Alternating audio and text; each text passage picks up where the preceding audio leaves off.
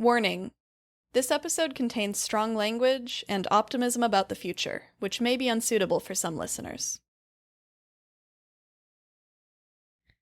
This is part 2 of my conversation with Andre, aka HydroponicTrash, on Twitter and TikTok. If you haven't listened to part 1 yet, I recommend starting there. In part 1, our conversation about technology led into the history of the 60s counterculture. The global 60s were an important moment for left movements around the world.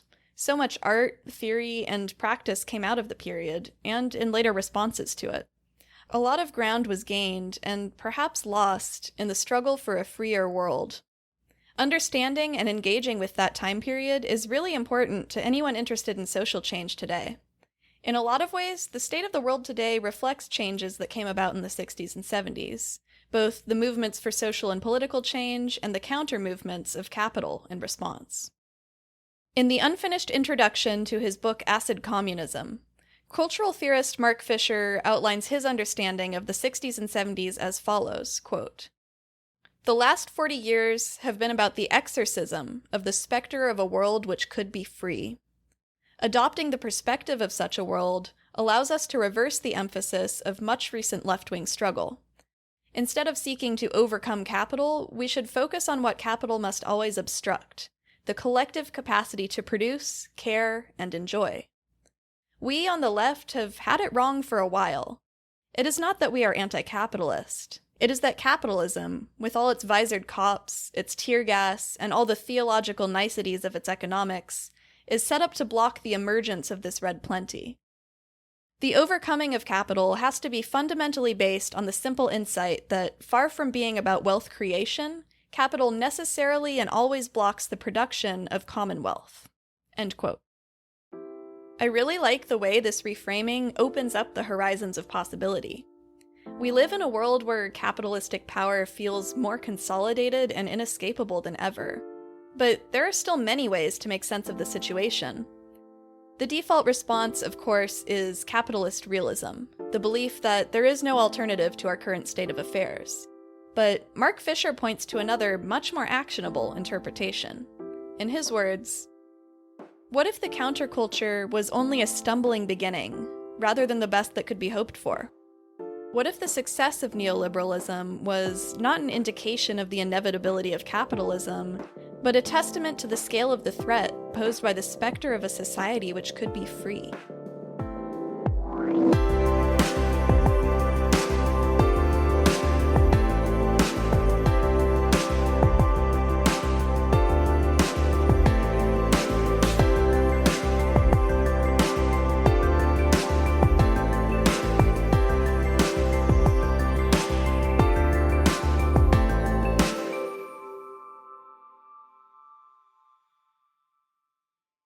So, okay, I guess I'll start with, the background of acid communism, just to introduce it, because I think if I just go straight into it, it's like a crazy word to just throw out there. Yeah, like, when you hear it the first time, you're like, what the fuck is acid communism? What are you talking about? But acid communism is this idea from Mark Fisher, who wrote Capitalist Realism, which is something that we've talked about on this episode of the podcast already. So Mark Fisher was writing this essay/book called Acid Communism, or more so formulating the idea of acid communism with a fellow guy named Jeremy Gilbert, who was a friend of his and a fellow writer and a fellow scholar. And they were working on this idea of a new way of looking at communism, a new way of looking at the counterculture. And Mark Fisher was leading a lecture series at Goldsmith College called Post-Capitalist Desire, which I think is more of a kind of a succinct idea of what acid communism would be. Because when you say acid and communism together, those two words have a lot of baggage, especially in the US. When you say those two things together, it evokes a lot of thoughts and emotions from certain people. Yeah, definitely. So I think that post-capitalist desire is more of an even explanation of the ideas behind acid communism.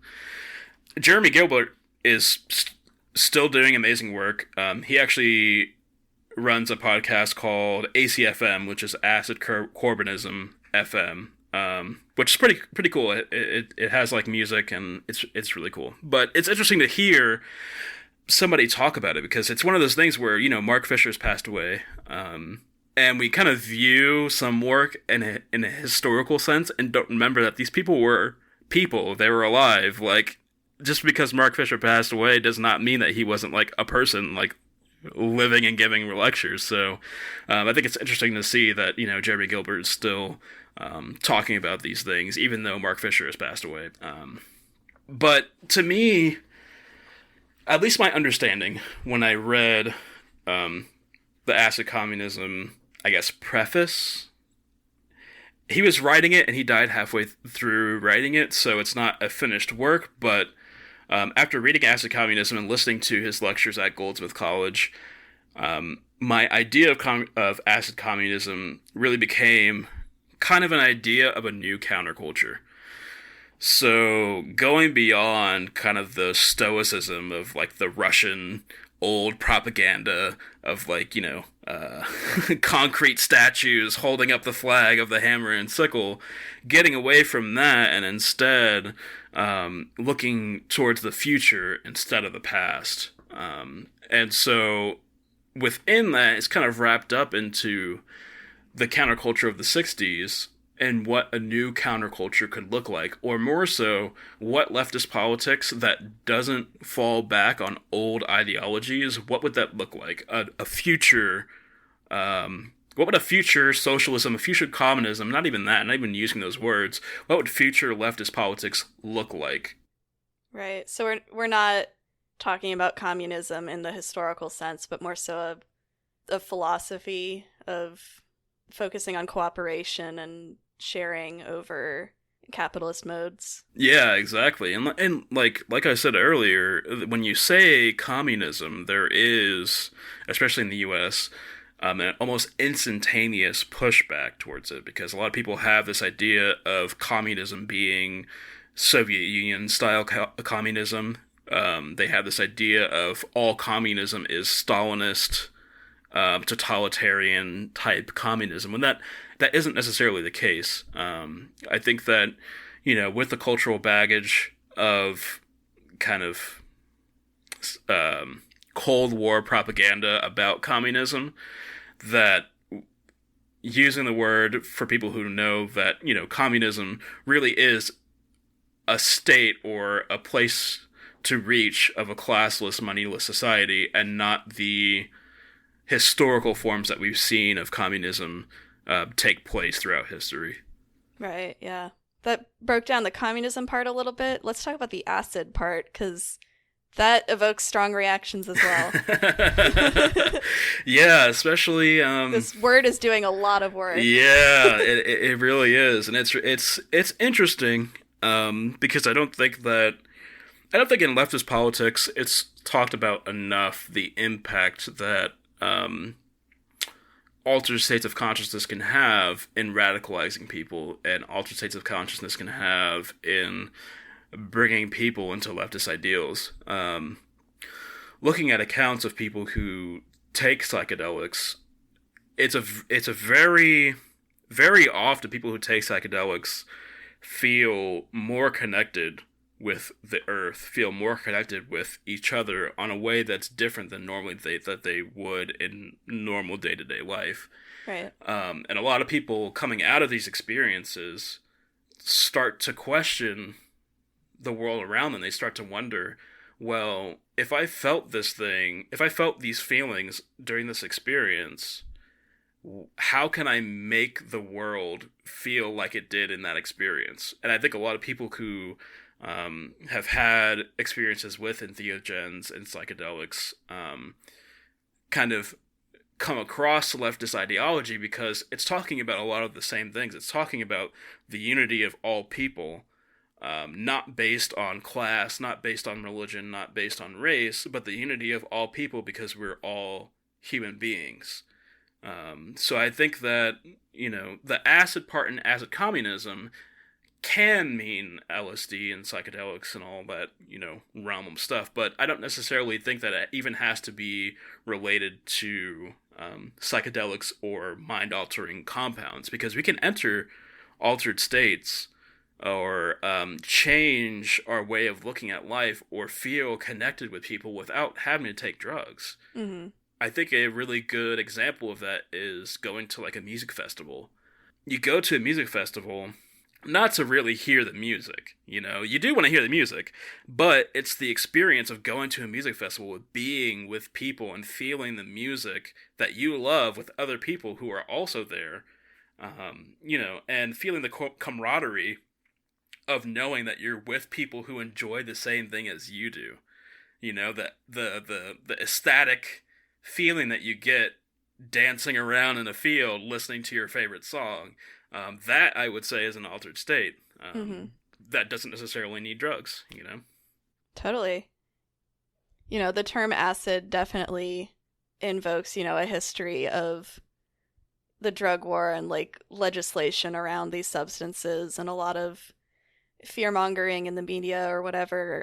But I like the idea of altered states in a more general sense, regardless of how that's specifically achieved, because the point there is, waking up out of your ordinary routine, breaking the autopilot mode that we live a lot of our lives in. I think you called it the capitalist autopilot. Yeah. A lot of us kind of go through our lives based on routine, and that's not our fault in any way. It's because the way that capitalism works is that it requires you to show up to work. It requires you to do these things over and over and over again, just to live. So we kind of get almost hypnotized with the constant pressures of life and the constant rituals that we have to go through every single day of going to work. Then work is over, I come home, I watch TV, I try to unwind, then I go to sleep, then I go to work again, and I do that for 5 days a week for the rest of my life. That's how it feels, Mm-hmm. And so you start to get into this state of mind of just going through your day, and I think that's really not great for the mental health of people, because I think that, especially now, we're living in an era where we're more disconnected from nature, we're more disconnected from each other, we're more disconnected from community, we're more atomized in the suburbs, we're more atomized in our own cities, and we're increasingly, more and more people are becoming lonelier, even though there's more people around, which is like a weird paradox that we have to deal with. But there are times where you go to a music festival, you enter into an altered state. There are times where you might be meditating, or you might just be like having fun and really enjoying life, that snaps you out of the autopilot that capitalism kind of puts you into. Yeah. The critique of isolation and the 9 to 5 and getting, like, locked into this soulless routine, that's definitely a critique that came up in the 60s that's held true. Yeah, especially with the rise of neoliberalism after the counterculture. I don't think a lot of people were even prepared to see, some of the negative changes that would come up as time progressed. Yeah, like, you guys haven't seen anything yet. This is just beginning. Just wait. But I also wanted to touch more on the acid part. Mm-hmm. I think another flip side to acid communism, more specifically the acid part, could also be the acidification. The acidification of communism to be something different. So acidifying communism from this view of communism as being top-down, totalitarian, or this, historical view of communism, and acidifying it to change it into something new, which I also really like. I think it's interesting to not only combine, escaping kind of the capitalist realism and enjoying life and trying to live in different ways, but also combining that with changing our outlook on communism or our outlook on history. I really like that term, acidification, like a, a mode of thought that is a chemical transformation of what we're thinking about. Yeah, exactly. Because I mean, like, yeah, in chemistry, you're using an acid to make a transformation into something new. So how can we, um, use the acid and acid communism to change our conception of communism and change our conception of leftist politics? Great, yeah. So now that we've gone into the history a little bit, I want to bring it back to today. How would, an acid communism or a post-capitalist desire, how do these ideas look in practice? How should we be working with this history and also these new ideas that have evolved out of it? How should we organize in, the current state of things? Yeah, I think that, I think we should take a cue from intersectional politics of combining different modes of thought, different schools of thought, different cultures, and different ways of looking at things, and combining those together to make something new. So, um, to me, I think that acid communism really looks like prefigurative politics and dual power combined.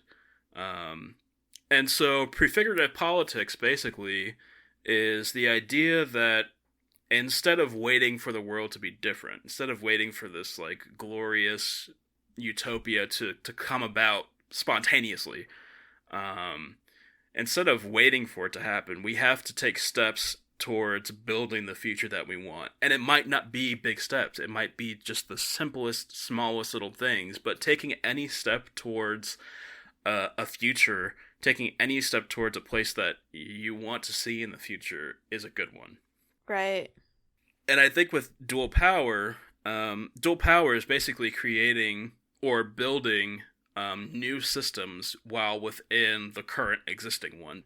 So dual power would look like building maybe a socialist or a communist power structure along with capitalism, which sounds really impossible, but really what we're doing with dual power is changing our social dimensions to go from capitalist modes of living, capitalist social arrangements, and moving towards more egalitarian, horizontal, socialist, communist, whatever you want to call it, modes of living. And so I think prefigurative politics and dual power are part of each other and build with each other, but they're also separate things because there's a lot of things that kind of go into both of them. Yeah.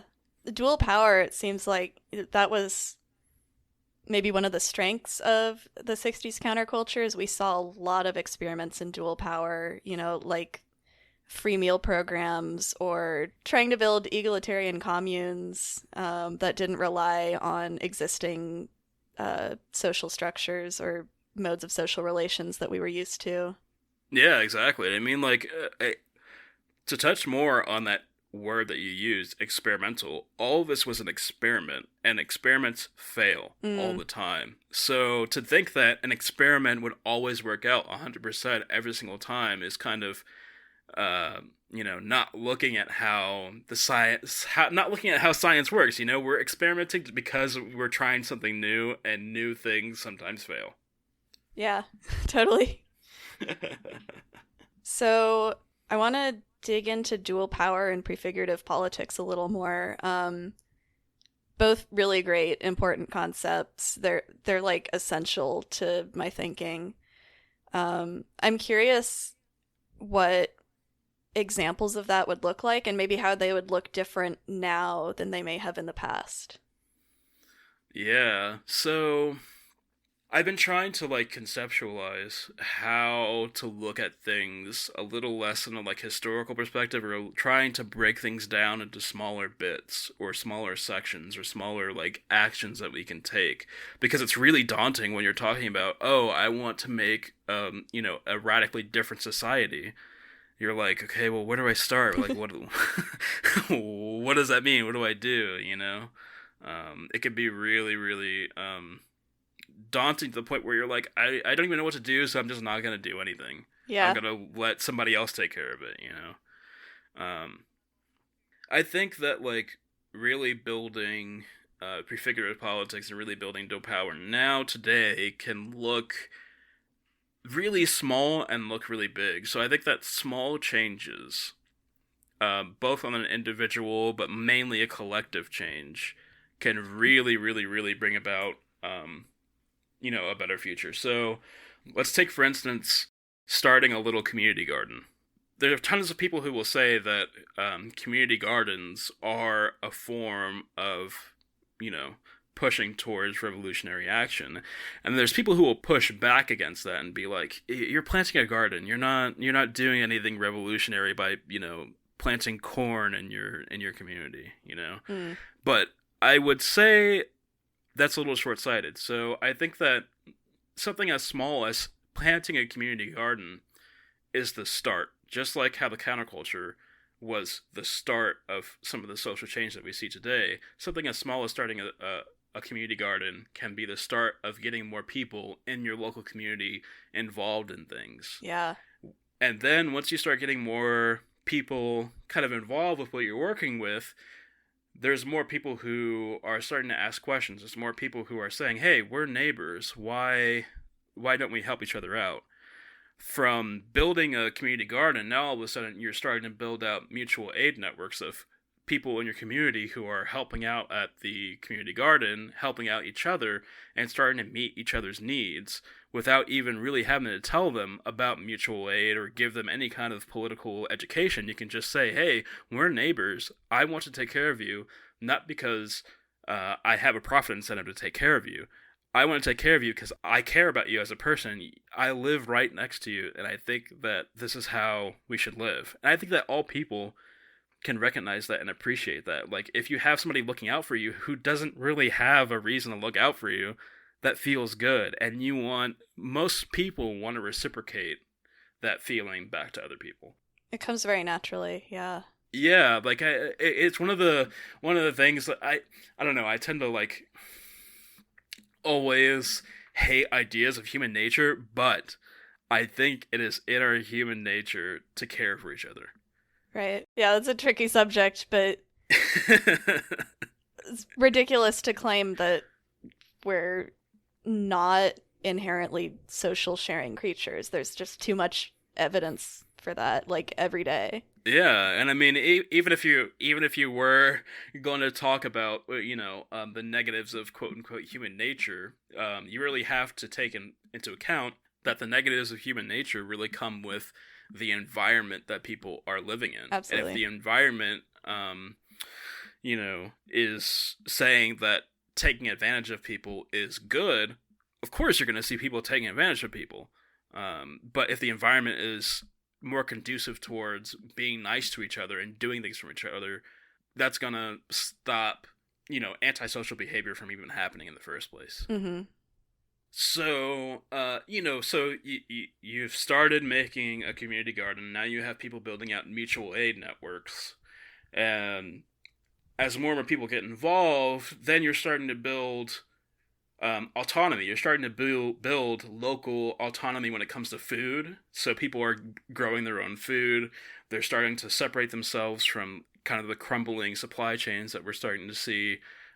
As climate change gets worse, that's just going to amplify. You have more people who are gaining autonomy by growing their own food. They're learning more by growing their own food about the environment and ecology and how to take care of it. If you want to grow good food, you have to take care of the earth, and you have to learn not just about the environment, but your local environment and the flora and fauna of where you live. And so we're going from community garden into mutual aid networks into building food autonomy. Then you start getting people who are like, well, I have to water my garden, but I'm paying, a water bill every month. My water bill has gone up because now I'm like watering all these crops that I'm growing in my backyard or in my front yard. And now you have people who are starting to collect their own water, who are starting to generate their own electricity with renewable energy. And from there, people are really building their own autonomy in a community. And people in this community are going to say to each other, okay, well, should we have a central boss telling us what to do? Or can we all just make our own decisions for each other. Mm-hmm. And so from there, you would start to see people start to organize ways of cooperating with each other in their own community. And most of the time, what that looks like is there's a lot of different ways that, communities can operate. But I think that most people who work in a community and who have kind of gotten away from capitalist modes of interacting with people and more egalitarian ones usually will tend to go for more horizontal governance. Mm-hmm. So then you have your local community, farming together, helping each other out, building new mutual aid networks, maybe even making their own communication network of their local area together, because it's just easier to just like talk to each other on this local network than it is, especially like in a rural area where there might not be easy access to the internet or easy access to phone. Right. And so then we've gone from one person starting a community garden to some serious revolutionary action within a community. And that's all from one small action. That's not to say that, I can make individual actions and that will bring about, a revolution. It's both a combination of individual actions and collective actions that'll really get us to change. But it doesn't have to be an all at once big R revolution. It could be as simple as just starting anywhere. I really like the roadmap you're lining out for how individual and small scale actions kind of have that snowball effect, as long as they're based on, helping people out, building a project that people want to be a part of because they see how it benefits them. They see how it gives them better relationships with their neighbors. It's very, what's the term I'm looking for? Like low effort, low barrier to entry to just join up with your neighbors when you have common interests. Yeah, and even then, you don't even really have to have common interests or really even like each other, because your neighbors, there's a benefit to being pro-social and helping each other out. Like, right. If you look at during natural disasters, for instance, like a hurricane, you don't see people running around fighting each other for resources. You see people using their boats to help people get out of their homes. You see people sharing food. You see people gathering their resources and helping each other out. So, I think that in times of natural disaster or any disaster really, you can see what people are really going to do. And almost every single time, people are going to help each other out in pro-social ways, because that's what we do, Totally. That's something I've been thinking about a lot. Local autonomy is going to be really important when people are seeing increasing negative climate impacts in their areas. Having those networks in place is just going to save so many lives. Yeah, it's really hard to have a grasp of how much our lives are dependent on certain systems always working. I think you could look at it as a benefit, but I would say it's a problem of how capitalism works, is that we become pretty alienated from all of our labor. So we start outsourcing all these different things to other people, which is more efficient. I could pay pay a plumber to come over to my house because this plumber knows a lot more about plumbing than I do. But with that, there comes a dependence on, if anything happens to the plumbing and I don't know how to fix it, I have to rely on somebody else to come in and fix it for me.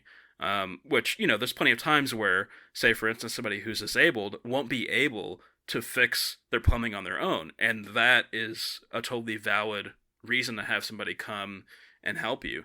But to me, I think that what autonomy is not only not relying on states or governments to take away or give you things that you need to survive, but I think that all of those things should be accessible and free to anybody who needs them.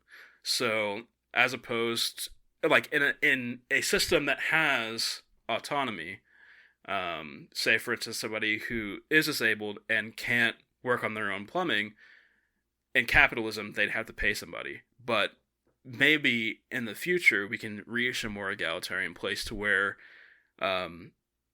people can have access to people who have the skills to fix these things, who have the skills to help other people, and don't have to pay money for it. They just get help because they deserve the help because they're people. Right. Like, we're always going to rely on each other. Autonomy isn't suggesting selfishness or individualism, but it's, capitalism is one way of distributing the care that we need and the resources that we need, but it's certainly not the only way, and it's not the most egalitarian way. Yeah, and that's true, like, human beings can change over time, and we're not locked into capitalism and the modes of capitalist production and the modes of, like, capitalist social arrangements. We can change, it's not set in stone. There's so many other ways to do things, So, I post a lot of stuff on Twitter and TikTok and stuff just to show people that, like, you can do whatever. Like, to grow plants, all you really have to do is just find seeds and plant them in the ground. Does that mean that there isn't a lot more stuff that goes behind it? Like, yeah, there's people who dedicate their entire lives to farming and dedicate their entire lives to doing this kind of stuff. But I would say don't let credentialism, don't let systems of power say that you have to be an expert in everything to do anything. For me, like, yeah, I'm good at some stuff, but, like, most of the stuff that I do, I have no clue what I'm doing. Like, when I started growing plants in hydroponics in my office, I had, like, no clue before, outside of houseplants, how to grow crops. And it just kind of took me just saying, you know what, fuck it, I'm gonna try it. And learn throughout the process of how to do it. But not only that, it's like, I don't necessarily need to be an expert because there's other people out there who I can just be like, hey, I have a question. And there might be something that I can help them out with and they can help me out with, and we don't even have to pay each other to do it. It's awesome. Right. That instinct to share and learn from each other just comes so easily. Yeah, and I think that's why, like, open source software and the ideas of kind of like, I guess a term would be like library socialism almost. Yeah. Would be that it's easier to share things with other people than it is to, like, hoard individually all this stuff. So, like, say for instance, tools is a really big one. Like, makerspaces are out there because they have people who will chip in money to buy machinery, and people can come and use that machinery without having to buy it for themselves. And so not only do we, like, cut down on the amount of consumption that we have, but we have the ability to give people access to the things that they need when they need them. And so I think that whole model of free and accessible information, free and accessible tools, free and accessible communication, and free and accessible governing is kind of the best way to get towards a more free future. That's a great point. And we are in a conducive environment to that right now. Like, that potential is still there in the internet and our communications technologies. Yeah, I mean, like, there are so many crazy uses for technology that's out there. Like, for example, there's a collective around me called Cooperation Denton, and they have this online website where people in the local community can post services. Like, they can offer, like, tutoring services. They can offer, like, hey, I'll clean your house. They can offer, like, I know how to fix computers. And people can go on there, and basically it's almost like a marketplace or an exchange, but without the need for money. So it's like a a mutual aid network that really exists online, which is just like phenomenal. It's awesome. So cool. It's stuff like that that like really makes me excited, and I think is a good example of using technology to benefit not just like political organization or political organizing, but to benefit people in general. Because I think that like if every neighborhood or every community could, meet their own needs with each other, I think that would really benefit people's lives tremendously. Yeah.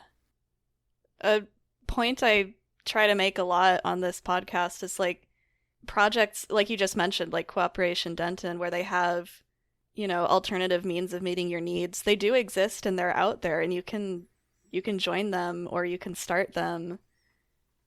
Like, I think maybe a lot of people don't realize all of the great ideas and organizing that are happening around them. Yeah, because I think it's another thing with like, you know, um, just the way that technology and social media works is the algorithms want to determine what's most profitable, and what's most profitable isn't people talking about mutual aid networks that get people off the platform and get people in the streets, or get people, planting stuff with their neighbors. So a lot of times it's not going to be super obvious and out there that like, oh, hey, this is going on. But another flip side to that is like technology gives us access to connect with people who we normally would never come in contact with. So, you know, in this case, if you feel like you're kind of stuck in capitalist realism, I would really invite you to go on social media and look for people who are in your local area who are doing cool stuff. And I guarantee if you ask them a question, or if you're just like, hey, can I help with what you're doing, things will change. And you'll start to see like all the crazy stuff that's out there that isn't like super visible. Right. Yeah. One of the aspects of acid communism that I found really interesting is interrupting people's sort of autopilot mode, like waking them up to the possibilities that are out there. And it seems like, to keep this sort of snowball effect going with community organizing, where, people realize this is out there, they contribute, they realize it's helping them, the project gets more power that way. How can we spread awareness that these projects and networks are out there? Because I think it's really easy to ignore them or not encounter them if you aren't looking for them. Yeah, and I think that's a really big thing, is just showing people that these things exist, is just showing people that there are alternatives. I think that like with acid communism, I think there is a carryover from the 60s counterculture, especially the psychedelic side of things, of consciousness raising. But not only consciousness raising as in human consciousness, but political consciousness as well, from like the political lens of raising class consciousness or raising political consciousness together. So I think that like art, music, literature, even just doing something out in public can help do that and facilitate that in ways, can help facilitate or help other people raise their awareness, or raise their consciousness, if you would, about things out in the world. So I think it's really interesting to look at acid communism or post-capitalist desire, or prefigurative politics or dual power, as how do we get people interested, and how do we get people to know about it? So it can be as simple as like art is a really good example, because art can convey so many emotions and ideas with really little, I guess, output. You know what I mean? Like you can look at something and it can evoke so much emotion in a person from just a picture. Mm-hmm.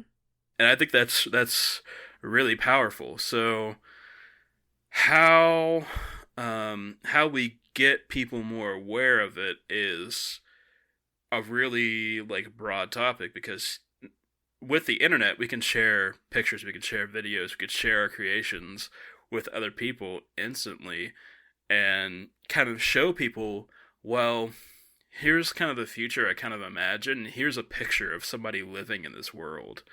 And that might get somebody excited. Somebody might like come across it and say like, I want to live in this world too. How do I get there? Yeah. And because we've already built, using dual power, already built the structures and the mutual aid networks and the communication networks and all the stuff behind that to make it happen, we can make it happen. I think that's something really cool about Solarpunk, like, because it is an artistic and literary movement in a lot of ways. Like, people see the art or read the books and they're like, how do we do that? And what's cool about Solarpunk art is that it's very closely tied with Solarpunk politics, with people who are involved in mutual aid networks. And so there's this like cross pollination between the art side and between the like, I guess, boots on the ground side of trying to realize that. Yeah, and I think that's like the most interesting thing about Solarpunk as a like genre or as like a as an idea is because there's very few um aesthetic things that really have an actual pretty strong social and political background to them that intertwine constantly. Something interesting with Solarpunk is that you can see somebody's imagining of what a future city would look like and see humans side by side with, with technology all around them, but also seeing ecology surrounding them, like seeing the earth and plants all around them, not in a greenwashy way, but in an actual, like holistic way. And so, yeah, I think I totally agree. Like Solarpunk is one of the few things where you can look at it and get so much behind it. A lot of different ideas and aesthetics and movements don't really have that background. Yeah, it's so committed to like the speculative aspect of it. And I think like we need more speculation. Like we need to flex our imagination. Living every single day without imagining stuff, it just gets really daunting. And so like, I'll say from my personal experience, leading up to 2020, I was feeling like really depressed about the way that the world was going. I really didn't have a way to like express that, or I really didn't have like really any hope for the future. It was just kind of was like, oh, is this all we have that's going on? Hmm. And so like as time progressed, and I've kind of like found Solarpunk and found different social and political ideologies that's really given me hope for the future. And I think that's something that's missing. It's just imagination and hope is something that like is really hard to come by nowadays with everything going on. Absolutely. Yeah. I mean, the key thing to remember there, like the point that Mark Fisher drives home so well, is that it feels like there's no hope, there's no future, but that's really largely an illusion. Yeah, like the entire reason why there feels like no hope and no future is because that's how you cement power, is just to make people think that there's no alternative. But the beauty in a lot of this is there are alternatives, and we can build these alternatives. All it takes is just doing it, just small actions, big actions, just doing something, not doing anything. Sometimes all it takes is just relaxing and reading a book Mm. or connecting with your family, like it doesn't have to be like, oh, I have to do revolutionary action every single day of my life. I have to be doing this, I have to be doing that. Sometimes it could be like just relaxing, going out to a park and enjoying life can be rewarding and give you more of a push to make the change, to make life like that every single day. There's an altered state of consciousness right there. Yeah. Yeah. So I wanted to talk about your like firsthand experience with that winter storm that you had in Texas that shut down so much of the power grid. I mean, stuff like that is going to happen more and more. I mean, our power grids are not at all resilient for what's coming. No. And it sounds like that was a moment for you that spurred you to like figure out how to start your own solar power system. Yeah, so I've lived in Texas my entire life, and so I'm kind of used to how Texas works. You know, if you live in Texas, you've heard the joke of like, if you don't like the weather here, just wait 5 minutes and you'll be fine. Like it'll be completely different. But Mm-hmm. you know, having lived here, I've seen some extreme weather events, but over time, it's gotten worse and worse. I remember as a kid, you know, there'd be thunderstorms and everything would be fine. But now there are fewer thunderstorms, and when they do come around, they're almost always more severe than they were the year before. Mm. And so in Texas, it's especially in my area. I'm in North Texas in Dallas, and it's interesting because we have extremely hot summers. You know, 102 to 105 degree days with high humidity. We get extreme heat. We get pretty cold in the winter. So there are extremes, but as the years go on, these extremes just get worse. So there was a Winter Storm Uri that came through, and it caused you know, a week-long deep freeze. And Texas really is not prepared for any kind of freeze underneath, I'd say, like 25 degrees sustained for a while.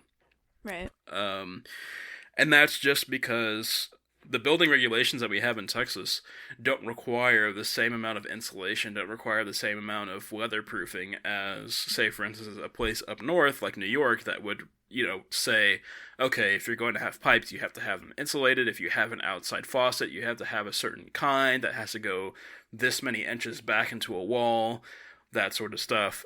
We don't have that here. And so our homes are just vastly unprepared for extremely cold weather events. And we've had, you know, cold winters before, but this was something entirely new. This is a terrible storm. To add to that fact was that Texas's power grid is privately owned. So, and not only that, the power grid in Texas is disconnected from any kind of federal power grid. So, if the power grid in Texas were to go down, there would be no way to supply power from other states into Texas. You know, there's some people in Texas who say, "Oh, well, it's good to deregulate the power industry because that just gives more consumers more of a choice." But with privatization comes the lax laws when it comes to regulating how these power systems are run. So the private company that basically runs the Texas power grid, ERCOT, really dropped the ball when it comes to weatherizing and weatherproofing not only just the power substations themselves, but the power lines. They really dropped the ball when it comes to weatherproofing hydroelectric plants, when it comes to weatherproofing the pipelines that bring natural gas into power generation plants, and that's really how they run. So even natural gas lines were freezing because they weren't well insulated, because private companies weren't investing in insulation and weren't investing into a future where the weather patterns would change. And so we had a deep freeze for a week, and our power grid was almost minutes away from a full collapse, and that would have meant that the state of Texas would have lost power for what people were saying could be months. We were minutes away from that. Wow.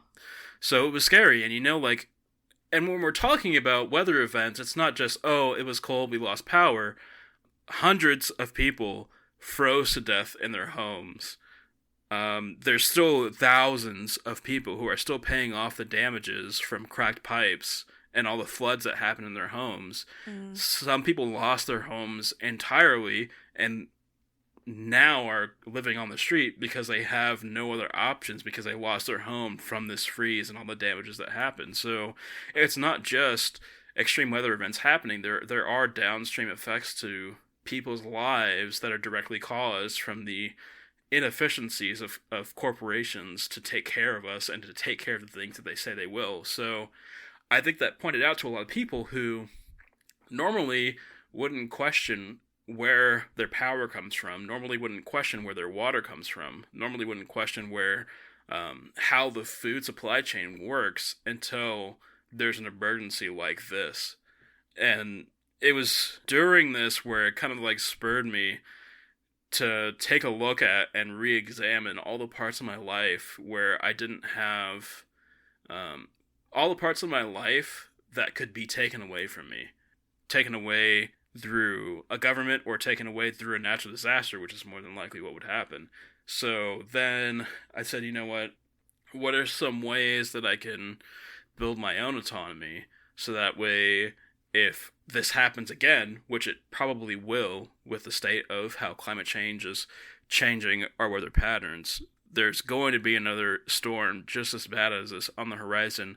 How can I prepare not just myself, but other people in my community to weather the storm when corporations don't do their fair share? Totally.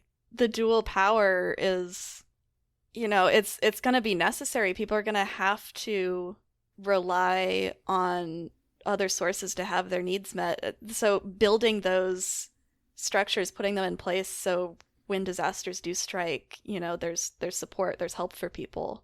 That's so important. Yeah, I mean, like,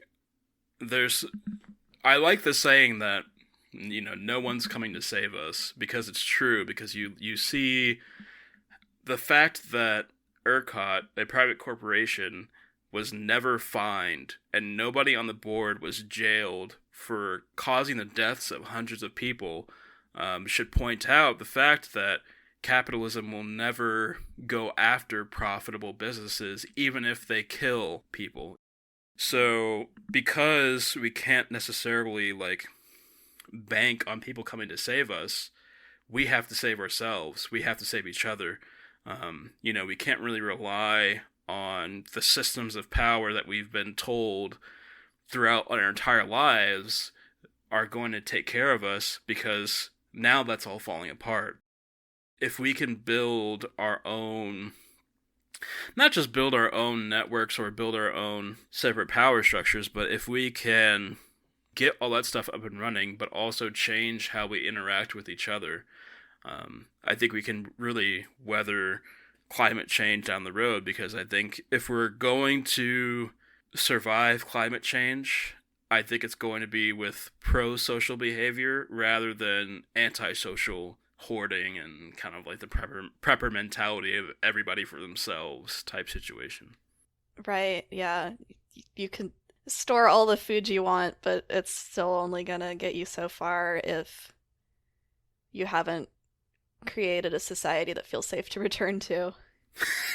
Yeah, exactly. I mean, you can't stay in a bunker for the entire rest of your life, But on the flip side of that is if you are able to come together with your neighbors, come together with your community, come together with the people who are around you, you don't have to worry about people coming after you because you're living together. You're relying on each other. You're relying on yourself and relying on each other to really live the best life you can in whatever circumstances come along. You can't do it alone. We can't live alone. We have to work with each other to get things done. Absolutely. So you can either answer this going back to things we've talked about in this conversation or just in any wacky out there ideas you have, but I'm curious what utopia looks like to you. Yeah, utopia is an interesting word. It is. You can deconstruct me if you want. No, because I think, people have bashed the word utopia for long enough. I think we do need utopia. We need imagination, and we need a kind of a future to look forward to. But I think that utopia looks like people deciding with each other how they want to live. I think it looks like a future where we could change our social arrangements to be more horizontal and egalitarian instead of hierarchical and exploitative. We can live with each other, live with technology, and live with nature and coexist more so than what we do now. Yeah, I think to me utopia really looks like it looks like a future where not only do we have to survive climate change, but like we can actually thrive while it's happening and maybe work together with our natural environment, work together whose, people, this land used to be theirs and who have thousands of years of knowledge and background with their local environment and work with them to really live with nature and maybe even benefit it further down the line.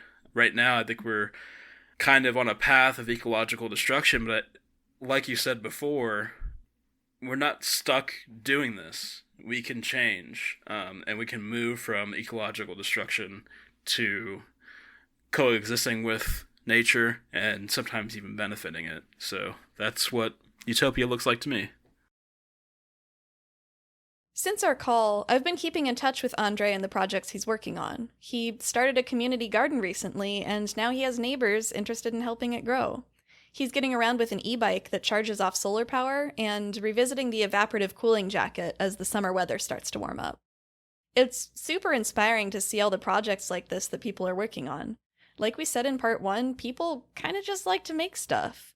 It's rewarding, both to learn new skills and to enjoy the results. Large-scale organizing is really important, but it's not sustainable if we don't feel empowered and engaged in the work we're doing. Small-scale projects like gardens are a great way to do that, and when they serve as the starting point for a movement to grow, even better. Why not build a whole community around the shared joy of creation and self-reliance? There are a lot of possibilities to explore there.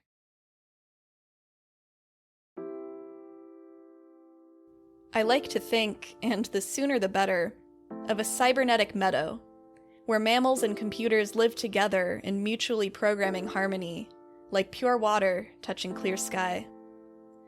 I like to think, right now, please, of a cybernetic forest filled with pines and electronics, where deer stroll peacefully past computers as if they were flowers with spinning blossoms. I like to think, it has to be, of a cybernetic ecology where we are free of our labors and joined back to nature, return to our mammal brothers and sisters, and all watched over by machines of loving grace.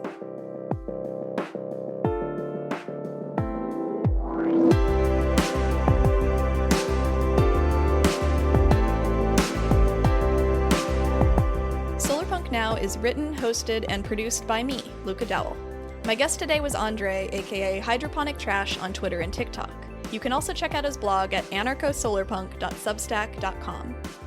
The Solarpunk theme song is by Red Keener on SoundCloud. The poem was All Watched Over by Machines of Loving Grace by Richard Brautigan.